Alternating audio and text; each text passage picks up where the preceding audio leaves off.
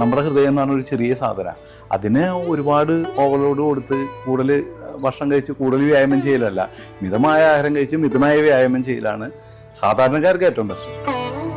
എല്ലാവരും ബ്ലോക്ക് മാത്രമാണ് ഹൃദ്രോഗം എന്ന് ധരിച്ചിരിക്കുന്നത്. അല്ലാത്ത ഒരുപാട് തരത്തിലുള്ള രോഗങ്ങൾ ഹൃദയത്തിന് വരും. ചിലർ ബ്ലോക്കായിട്ട് വരും, ചിലർ ഹാർട്ടിന് വാൽവിൻ്റെ പ്രശ്നമായിട്ട് വരും, ചിലർക്ക് ഹാർട്ട് ഫെയിലിയർ ആയിട്ട് വരും, ചിലർക്ക് പൾമണറി ഹൈപ്പർ ടെൻഷൻ ആയിട്ട് വരും. ഹൃദ്രോഗത്തിന് തന്നെ പല കാര്യങ്ങളുണ്ട്.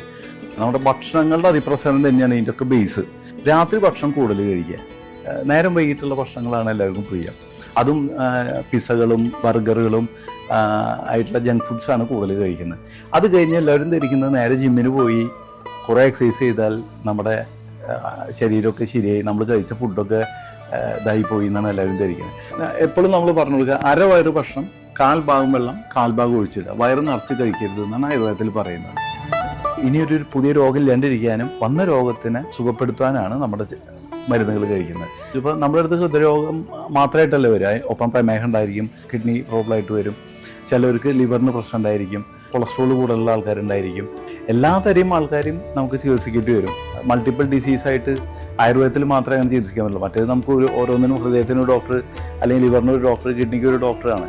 ആയുർവേദത്തിൽ അങ്ങനെയല്ല, ഒരു ഫിസിഷ്യന് എല്ലാം രോഗങ്ങളെയും മാനേജ് ചെയ്യാൻ പറ്റും.